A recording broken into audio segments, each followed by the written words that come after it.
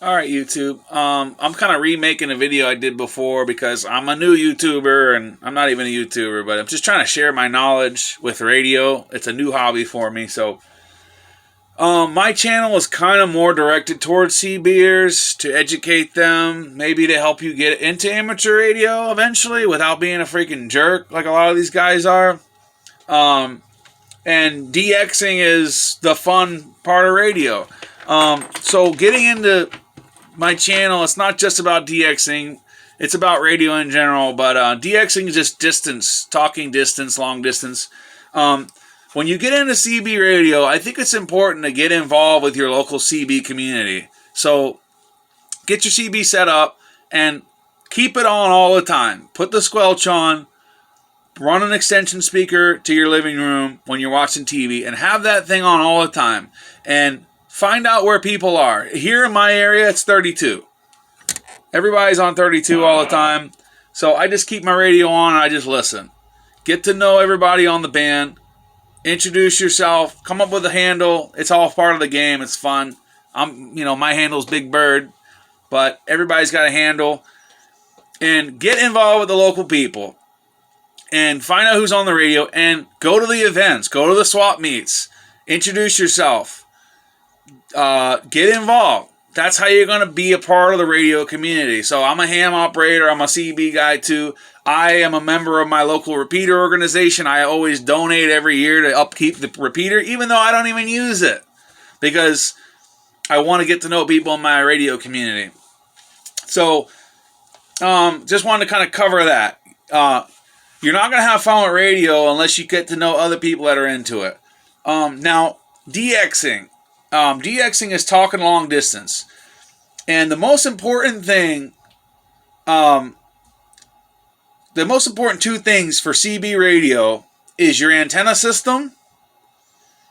And when I say the system, I mean where it's located, what kind of antenna, and your elevation. All right? And the elevation of your house and the elevation of your antenna. You want your antenna as high as humanly and legally possible, because that's going to get you the best results.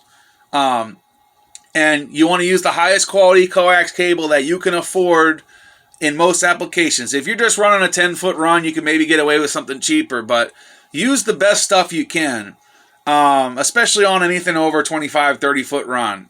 So when I say the system, I mean the coax, the antenna, the height, and your elevation. I'm very lucky. I'm at a pretty good elevation where I am, and my antenna is about 20 feet up. That's all I can do right now, but it works.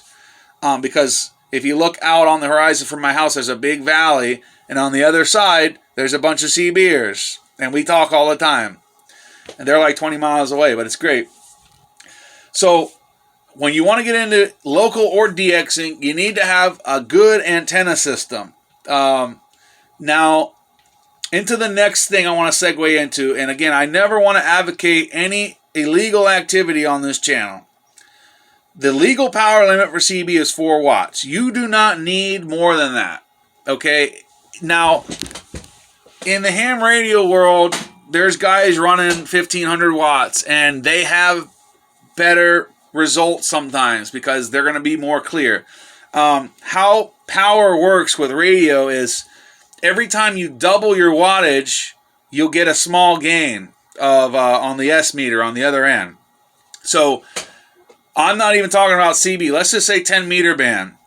If I'm running 20 watts, the only way I'm going to see any noticeable increase is if I go up to 40 or 50 watts. Then from 40 or 50 watts, I'd have to go to 100 watts to see any noticeable difference. And then from 100 to 200. Now, when you start running more than 200 watts, you're going to need to be using pretty serious, well, maybe not 200, but when you get over about 500 watts, you need to use serious, heavy-duty stuff that can catch your house on fire if you're not careful, because you're going to be pulling a lot of amps, and you need to have everything grounded. So I just want to refer to this in the 10-meter band and stuff. I don't think it's really that beneficial to run more than, let's say, 200 watts. Because after a 200 point, you're going to have to go to 400, then 1,000. And that's a lot of money and a lot of investment in your electrical system and everything for that to work. So you don't really need crazy amount of power to enjoy this hobby. And again, I'm not talking about power on CB band. I'm just talking about power in general. But yes, power can help you. To a certain extent, you're going to be spending a lot of money for not a lot of gain. So just think about it like that. It's the law of, return, where, how much do you really want to spend to get one more click on the S meter? You want to spend $2,000 so you can get one more click on the S meter? Maybe not worth it. But I think 100 to 200 watts in the amateur radio band, you can get most radios you can buy do that. This radio, this is my HF rig. This thing does 200 watts, all legal. But I'm not going to run a big 1,000-watt amplifier because I would have to do tons of work around here and shielding, and it's just not worth it. I can talk to people all over the world on that. So you don't need power. But if that's something you choose to do, you have to take that risk into consideration. So DXing, again, it's just talking long distance. You can do it on the CB band, ham radio.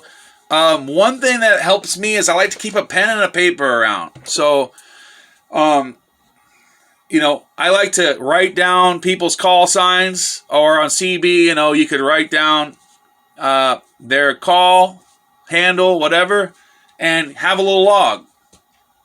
On ham radio, the calls are a lot longer, so you might only hear the end of the call. They might say OCC, Oscar Charlie Charlie, but you don't hear the first three letters. So write down Oscar Charlie Charlie, and then listen, and you might hear them say, oh, Kilo Charlie 3, or something. Now you know their call sign. So having a pen and paper handy is good. Making sure your radio is, there's certain things you can do that are common knowledge or just very simple that can give you better results. Like on my Kenwood, making sure that your mic gain is set properly, not too high, just properly. Read the manual. So don't overlook little things. Because I've had this radio running on AM and everyone told me how horrible it sounded. You know why? Because I didn't read the manual. Once I read the manual, I realized I had the mic gain way too high. Because I was treating it like a CB radio by just cranking the mic gain up. And it was distorting it, because this is a very high quality radio. So it's a different circuitry than a little plastic CB made in the Philippines. So no matter what it is, read the manual, understand how your radio works, and make sure you're getting a good, clean signal out there, because that's going to help people hear you.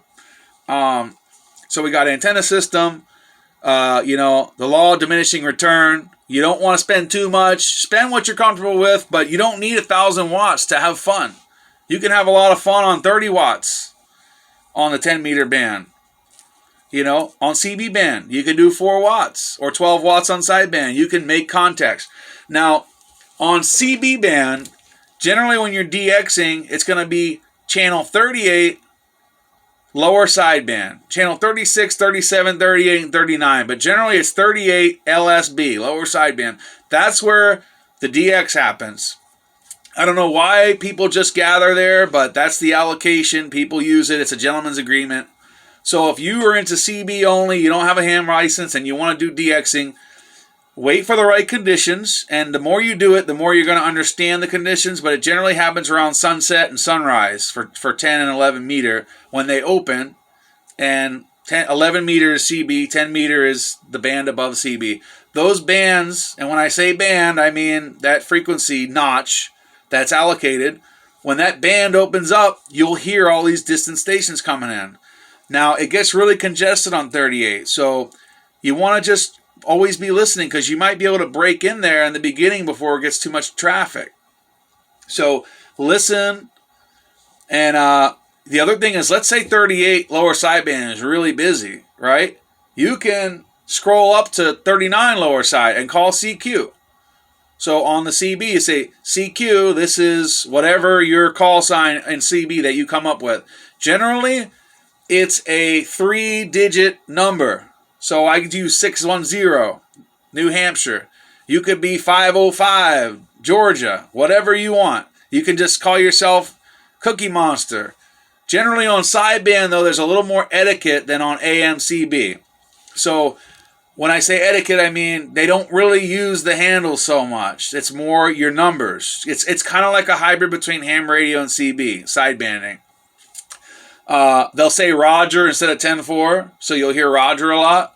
And people want signal reports too, just like ham radio. They want to hear I'm 5 and 9, meaning 5 and 9. It's like you sound great, right? So,